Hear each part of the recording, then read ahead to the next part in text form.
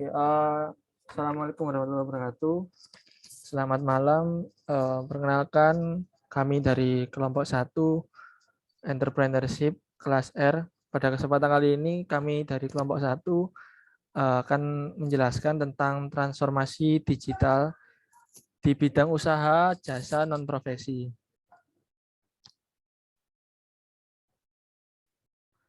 Kelompok kami terdiri dari 9 orang. Yang pertama saya sendiri, Jovi Azriel, kemudian Bintang Sedina, 3 Edli Novian, 4 Alvin Setiawan, 5 Edo Aprianto, 6 Dias Alif Andriananda, 7 M. Zidan Fakhrian, 8 Reynal Octaviano, dan terakhir Muhammad Harun Sembada Laksono. Untuk awal mula, saya akan menjelaskan tentang apa itu transformasi digital. Transformasi digital adalah penggunaan teknologi untuk mentransformasi proses analog menjadi digital. Di sini kita mengalami digitalisasi di semua bidang dalam hidup kita ya, mulai dari jam tangan cerdas sampai asisten rumah tangga berkemampuan kecerdasan buatan. Kemudian transformasi digital ini lebih merujuk pada cara teknologi merevolusionerkan bisnis dengan berbagai teknologi yang baru seperti pembelajaran mesin, data besar, dan internet untuk segala hal.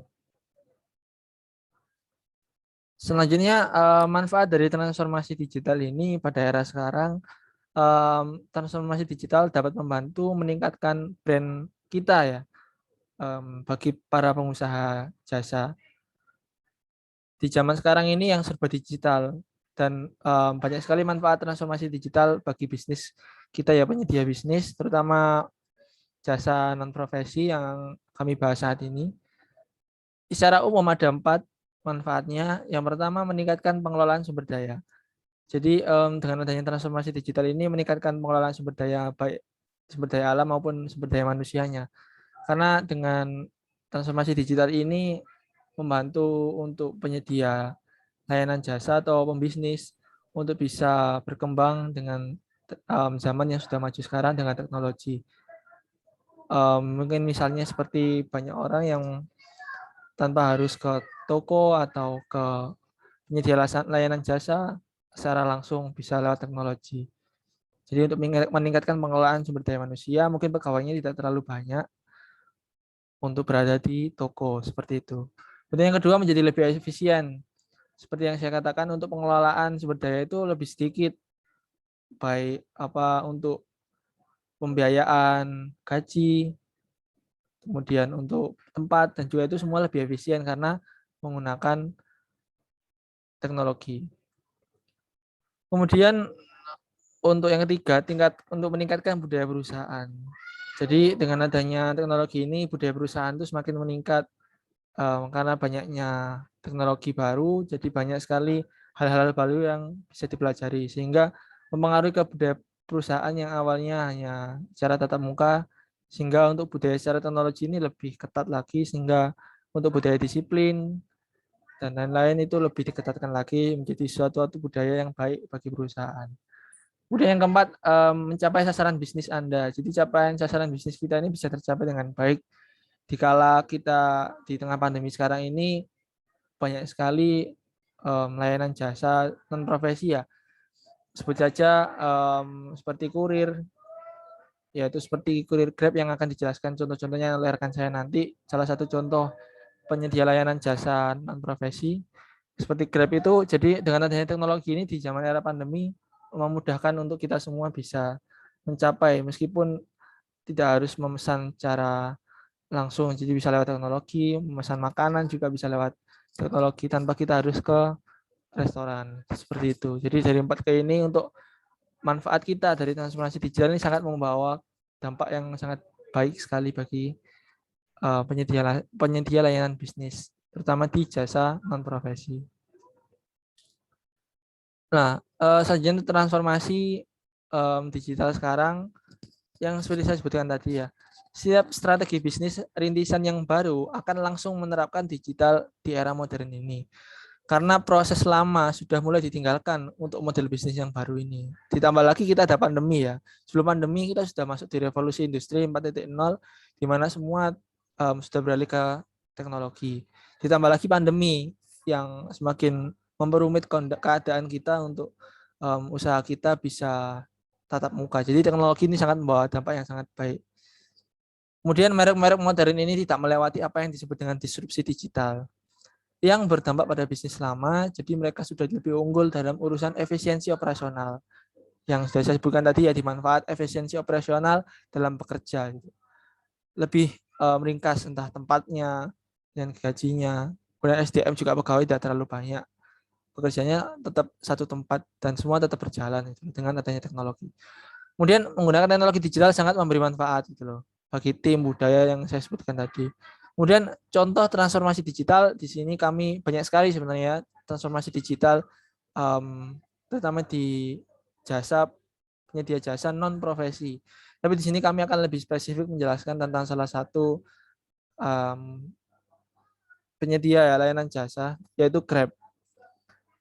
Grab menyediakan ada layanan Grab Bike, Express, Food, dan lain-lain. Di sini kami hanya menekankan pada Grab Express dan juga Food karena kebutuhan mengirim barang dan makanan itu tanpa kita ke restoran, tanpa kita mengantar barang kita sendiri Express itu kita bisa lewat memesan lewat online. Seperti itu. Dan selanjutnya untuk pembahasan selanjutnya mengenai mekanisme Grab Express, Grab Food, mekanisme aplikasinya, cara penggunaan dan lain-lain lebih jelasnya akan dijelaskan oleh rekan-rekan saya selanjutnya.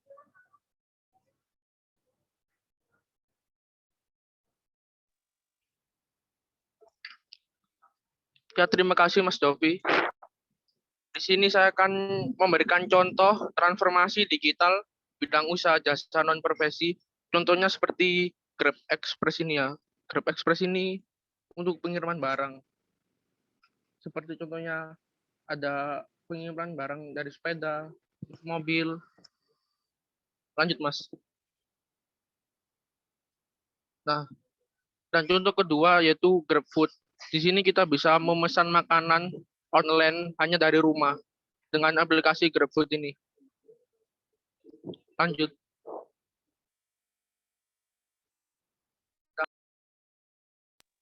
Dampak transformasi digital.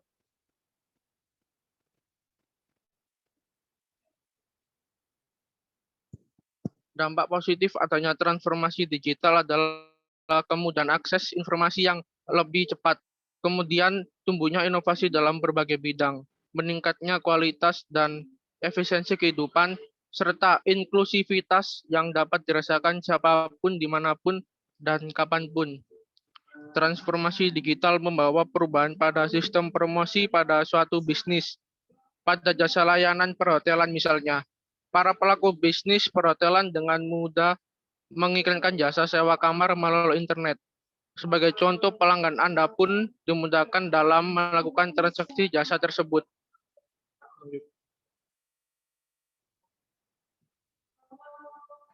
Terdapat perusahaan yang meluncurkan aplikasi online seperti Grab. Dari hal ini, konsumen atau pengguna akan dimudahkan oleh berbagai hal. Seperti halnya jika seseorang akan bepergian, tinggal memesan jasa pada aplikasi tersebut untuk mengantar ke tujuan yang kita harapkan. Dampak positif yang timbul lainnya adalah seseorang yang semula pengangguran yang tidak mempunyai keterampilan dapat bekerja menjadi seorang kurir. Lanjut. Ini masuk kepada mekanisme aplikasi. Lanjut, Mas. Nah, di sini dalam aplikasi Grab sendiri tentunya memiliki berbagai jenis fitur yang memudahkan pengguna dalam menyelesaikan urusannya sesuai dengan fitur yang telah disediakan. Dengan fitur-fitur yang ada, pengguna tidak perlu khawatir untuk menggunakannya, karena mekanisme yang diberikan oleh pihak pengembang aplikasi juga sangat mudah dimengerti, dan hampir dari semua fitur memiliki mekanisme yang sama. Contoh mekanisme aplikasi dalam Grab bisa kita lihat di gambar ini juga ada ikon-ikon macam-macam. Nah, kita tinggal klik ikon fitur yang diinginkan, lalu tentukan lokasi saat ini dan tujuan Anda, lalu pilih menu yang ada, cek pesanan, dan pilih jenis pembayaran, lalu tinggal pesan.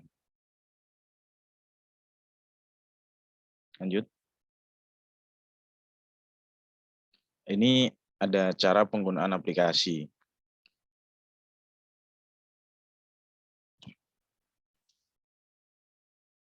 Cara penggunaan aplikasi GrabFood, ini contohnya, dan ini juga ada gambarnya.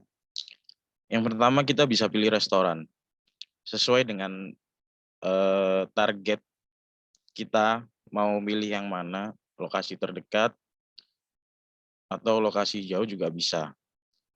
Pilih sesuai dengan keinginan kita. Lalu yang kedua kita bisa pilih menu sesuai dengan apa yang kita mau, dan ya mungkin juga untuk keluarga dan lain-lain. Lanjut, Mas. 3, kita bisa dapatkan pengemudi terdekat. Grab ini akan mengalokasikan pengemudi yang berada paling dekat dengan restoran. Lalu mereka akan dengan sendirinya masuk, orderan kita diterima oleh sang pengemudi. Lalu keempat, kita bisa melacak makanan yang telah kita pesan itu berada di mana saja. Bisa mengetahui lokasi pengemudi dan estimasi waktu kedatangan pesan. Lanjut.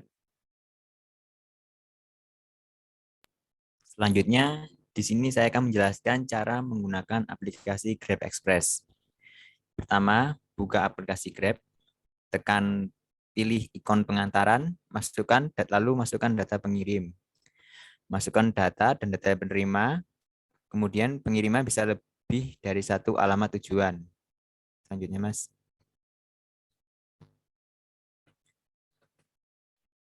Pilih pengiriman Grab Express Instan, bisa yang baik same day itu untuk hari yang sama, atau kalau misalnya barang besar bisa pakai Grab Express Instant Car.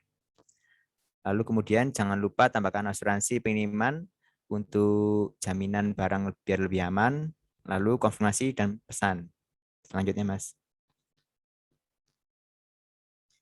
Kemudian barang atau paket akan dijemput dan diantar dalam hitungan jam, dan juga bisa dilacak dengan teknologi Grab Express. Selanjutnya, Mas. Sekarang kita akan masuk ke bagian kesimpulan. Selanjutnya, Mas. Perkembangan zaman yang sangat cepat ini, khususnya dalam teknologi, membuat semua orang yang memiliki usaha wajib beradaptasi dan menggunakan teknologi dalam usahanya, terlebih lagi pada bidang usaha jasa non-profesi. Karena jika tidak, mereka akan kalah saing dan bahkan bisa saja bangkrut karena tidak bisa mengikuti perkembangan zaman, yang dimana kondisi lingkungan dan juga dampak wabah yang menyebabkan siklus kehidupan menjadi berubah. Selanjutnya, Mas. Sekian presentasi dari kelompok kami. Kami mohon maaf bila ada salah selama presentasi. Assalamualaikum warahmatullahi wabarakatuh.